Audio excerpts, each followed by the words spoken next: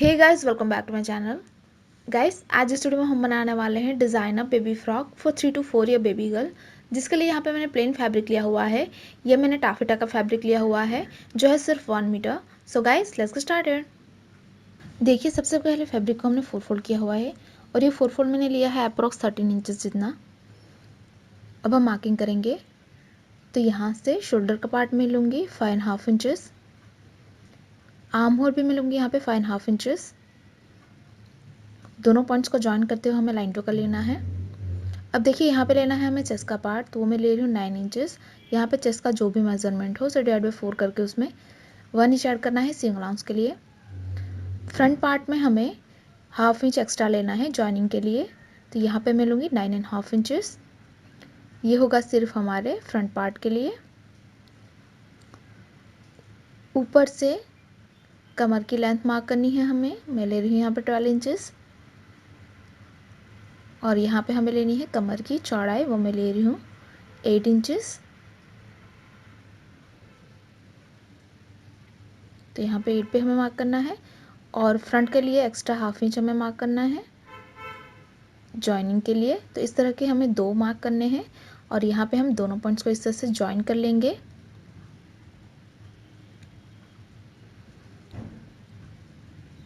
अब ऊपर से हमें टोटल लेंथ लेनी है, मैं ले रही हूँ यहाँ पे 27 इंचेस।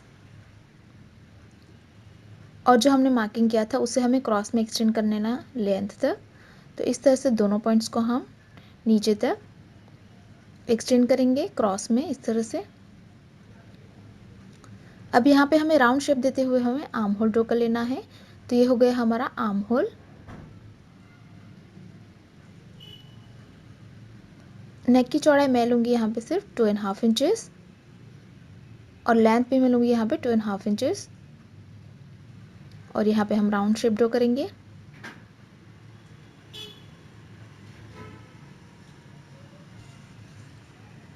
तो देखिए, इस तरह से हमने मार्किंग कर ली है, हमें इसे कट करना है।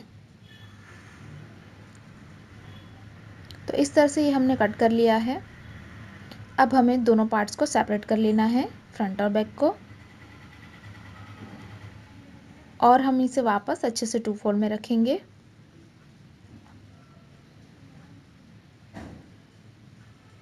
तो यहाँ पे हम दोनों को अच्छे से 2 फोल्ड करेंगे सेपरेटली।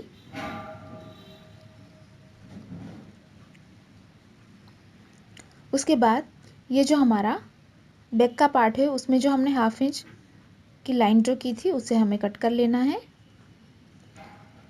और ये जो हमारा बैक पार्ट है उसमें हमें बैक साइड पे कट तैयार करनी है। तो 4 इंचेस डाउन पे एक मार्क करके हम यहाँ तक कट कर लेंगे।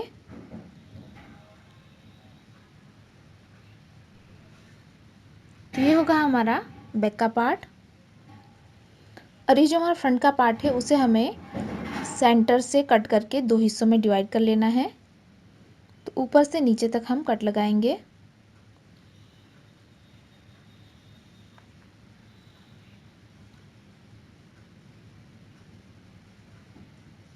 तो इस तरह से हमने 2 हिस्सों में इसे डिवाइड कर लिया है। ये होगा हमारा फ्रंट का पार्ट। तो इस तरह से ये है हमारा बैक का पार्ट और ये हो गया हमारा फ्रंट का पार्ट।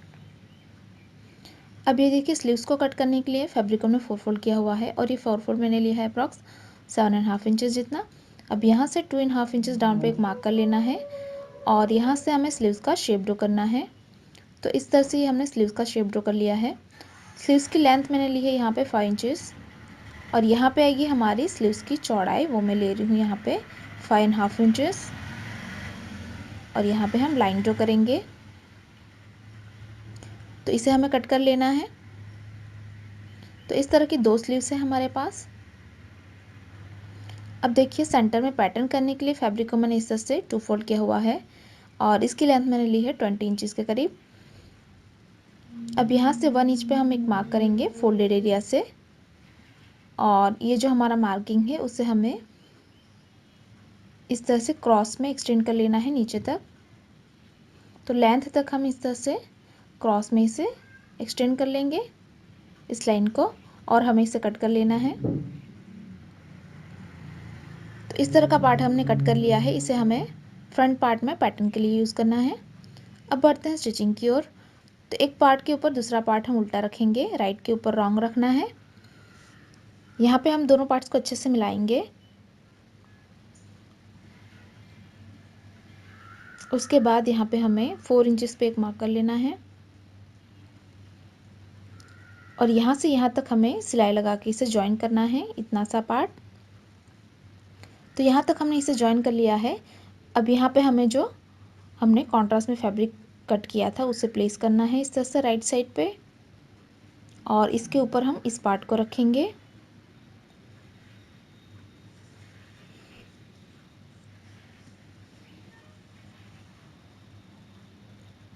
उसके बाद यहाँ से हम फैब्रिक को इस तरह से फोल्ड करेंगे और ऊपर से बस आपको कवर सिलाई लगा के यहाँ पे इसे फिक्स कर लेना है। तो दोनों तरफ से आपको फैब्रिक को इस तरह से फोल्ड करना है और हम इसे यहाँ पे फिक्स कर लेंगे नीचे तक। तो क्रॉस में हमें इसे फिक्स कर लेना है। उसके बाद हम बैक का नेक तैयार करेंगे। तो ये जो हमने कट तैयार की थी उसे तैयार करना है। तो उसी शेप का हमने स्ट्रिप कट किया है जिसे हम इसके ऊपर उल्टा रख के यहाँ पे सिलाई कर लेंगे। देखिए यहाँ पे हमने सिलाई कर दी है। अब यहाँ पे हम हल्के हल्के कट लगाएंगे। तो कट लगाते वक्त ध्यान रखिए कि आपकी सिलाई ना कटे। उसके बाद हमें इसे सिंपली बैक साइड पर डबल फोल्ड करके सिलाई कर लेना है।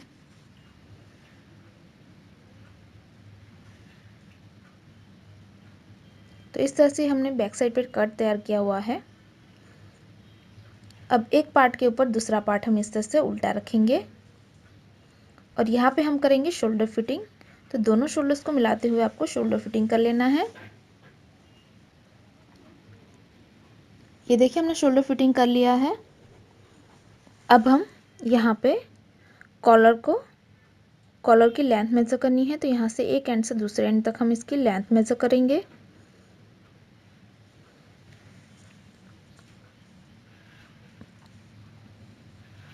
तो इस तरह से आपको लेंथ को मेजर करना है।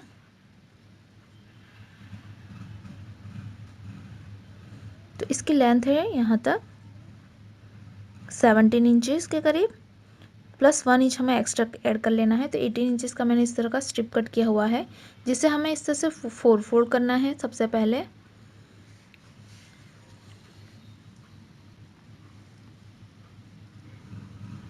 तो इसे अच्छे से हम 4 फोल्ड करेंगे।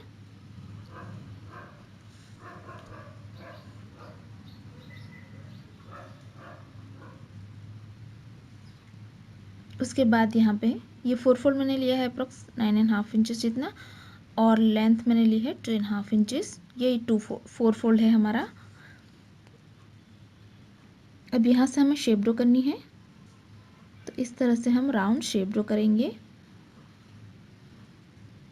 और इस पार्ट को हमें कट कर लेना है। तो देखिए इस तरह से हमने कट कर लिया है। अब यहाँ से हम कट करके इसे 2 हिस्सों में डिवाइड करेंगे। तो इस तरह के हमारे पास 2 पार्ट है। अब हमें दोनों एंड पे सिलाई करनी है। ये पूरा पार्ट हमें नहीं करना है, दोनों एंड पे हमें सिलाई लगानी है। सिर्फ हम दोनों एंड पे सिलाई लगाएंगे। तो इस तरह से मैंने दोनों एंड पे सिलाई लगा दी है। अब यहाँ से हम टर्न कर लेंगे इसे, जो हमारा ओपन पार्ट है यहाँ से हम इसे टर्न कर लेंगे।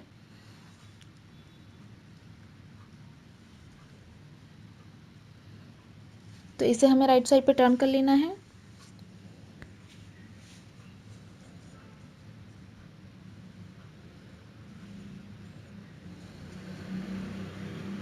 तो इस तरह से हमने टर्न कर लिया है। अभी हमने रॉन्ग साइड पे रखा हुआ है, इसके ऊपर हमें इस पार्ट को रखना है।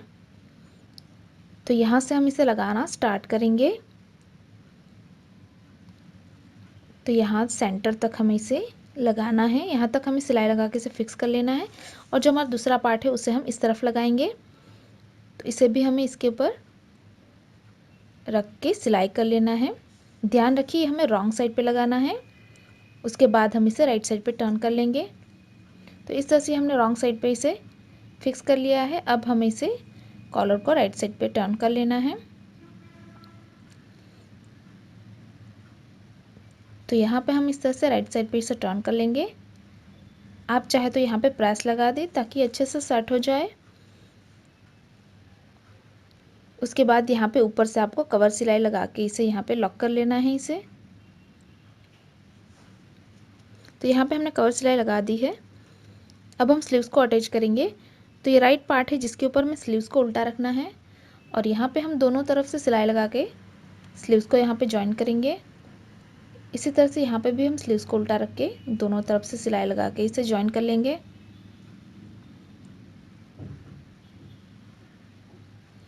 स्लीव्स को जॉइन करने के बाद हमें स्लीव्स की बॉर्डर फोल्ड करनी है, तो इसे बैक साइड पे डबल फोल्ड करके सिलाई कर लेना है।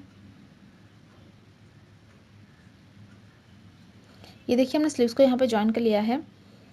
अब हम इसे बैक साइड पे टर्न कर लेना है फिटिंग के लिए। उसके बाद हम दोनों पार्ट्स को अच्छे से मिलाएंगे।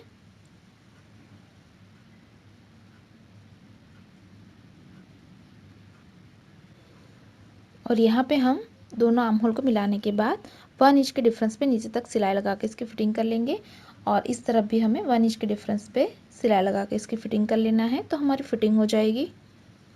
ये देखिए हमने फिटिंग करके राइट साइड पे टर्न कर लिया है। अब हमें नीचे की बॉर्डर को फोल्ड करना है, तो इसे हम सिंपली बैक साइड पे डबल फोल्ड करके सिलाई कर लेंगे पूरी लेंथ में।